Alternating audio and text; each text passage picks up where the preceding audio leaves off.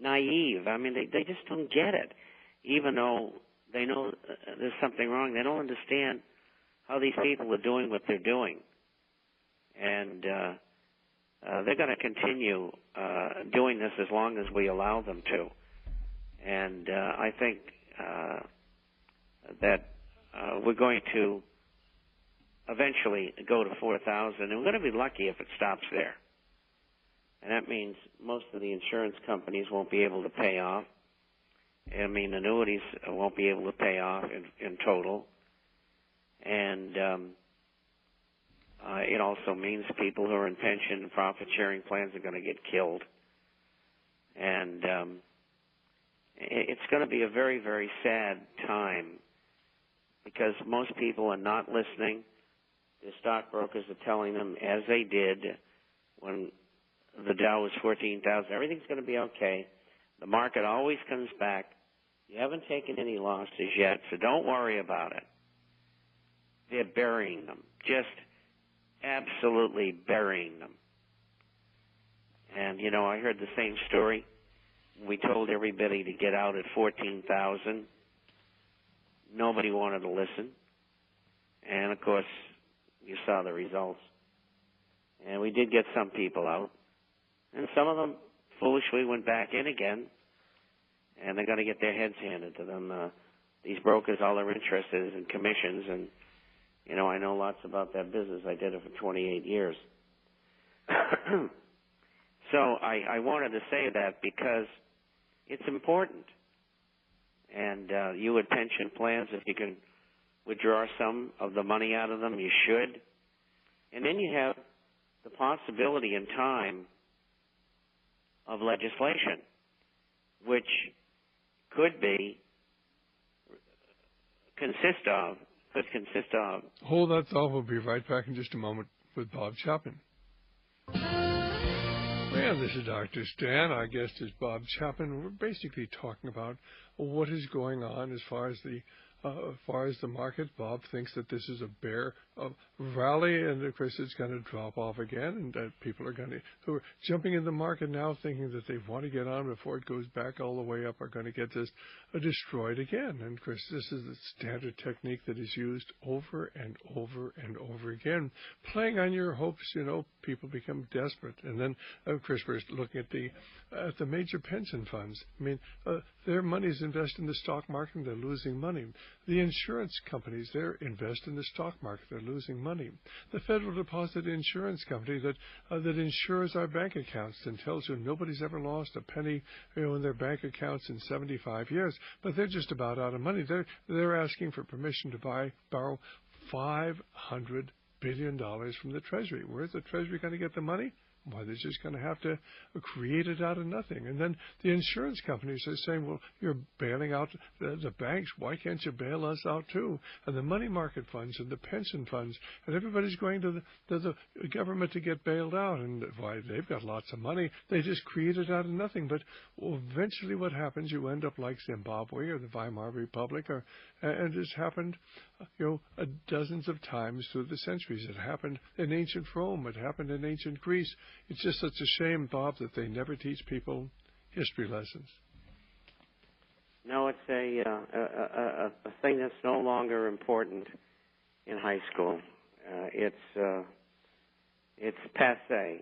And, you know, I can remember I had 4 years of Latin, and it just taught you the futility of war, that Rome, you know, went out to get riches to bring back to support the country and the city especially. And the lessons are all there. I compare in my next article, which has the Federal Reserve piece in it, the collapse in the Lombard system in 1348, the year of the Great Bubonic Plague. And this is very similar to that because it's going to take the entire system down. Was that the system that was in Venice or the one that was in Florence? No, in Venice. In Venice. And why did you Florence happened later. Right, because that was in the early 1600s. But could you explain to people about what happened in Venice? Because most people don't understand. They had a fractional reserve banking system in Venice, and it created great prosperity for a time. The same thing we got today. These people have been doing this thing for the last 2,000 years. I mean, it's the same gang of people and some additions and deletions. Many of them are related through, third and fourth and fifth removed. Some are eighth or ninth removed. I mean, even Obama's related to these people through his mother. And so, it's all there. And but nobody wants to listen.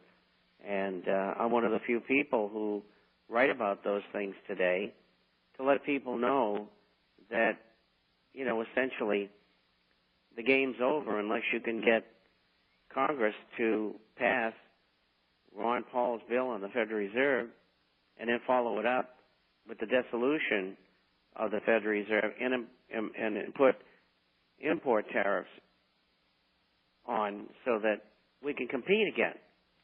And if those things are not done, you may well be fighting in the streets. And it's not only in America. I get letters from all over the world explaining, here in Colombia we got the same thing. Here in Kazakhstan we got the same thing. And, people, we are waking up millions of people every day. And so our efforts are worthwhile, believe me. Well, all we can do is do our best. In the final analysis, we're going to have to look to God's intervention, but we are called to do things. Trouble, we've got so many Christians that are so heavenly minded they know earthly good, and they're just waiting for the Lord to return. I hope he does return, but what happens if he doesn't return until 30 years after America has been destroyed and our families and everything we've worked for our whole lives has been destroyed? We are to occupy until he comes, and this idea that, we don't have to be involved because he's going to take care of it. Well, let's hope and pray he intervenes soon. But I fear that his intervention, his punishment on this country, that has turned his back on him, that we've taken God and prayer out of our schools, we've allowed the slaughter of 50 million unborn children, which God abhors, and we've embraced lifestyles that are just totally vulgar. In fact, you see what the influence our television programs and our movies have had on people throughout the world, and on the morality of youth throughout the world, and how we're trying to fight sexually transmitted diseases by passing out condoms that don't work. Why do we ever preach God's word about fidelity before marriage and chastity before marriage and chastity afterwards? Why, of course, that is not smiled upon. Today we'll be right back.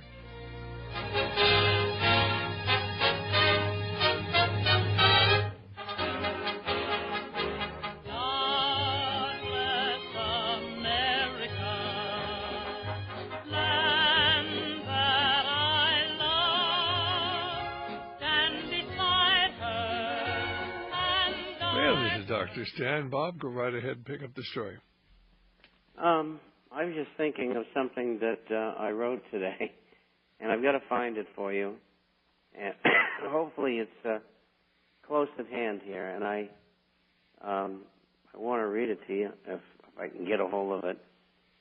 It's about how the government tried to handle the Great Depression. And I said, looking back, Herbert Hoover was wrong in starting out the socialist fascist era that began the 1930s Great Depression. Franklin Delano Roosevelt carried out that program, and it was a failure. America was saved by war at a terrible price. This is where I think it gets interesting. Andrew Mellon was right in advocating that government must keep its hands off and let the slump liquidate itself, purge the rottenness out of the system. Mr. Mellon said liquidate labor, stocks, farmers, and real estate. No more high living. People will work harder and lead a more moral life. Values have to be adjusted, and enterprising people will pick up the wrecks from the less competent people. And that's really the way it has to be. And that is the way ultimately it's going to be. Because that's where this is all headed, and that is into a very, very, very severe depression. And people have got to prepare for it emotionally, religiously, physically, being able to provide for your family and being able to access water so that it's clean and pure, and be able to defend your family and whatever money that you have, that you can protect your wealth by being in gold and silver. And so there's a lot of work to do. I discussed this today on one of the programs I was on, which is Crosstalk, which is a big Christian program.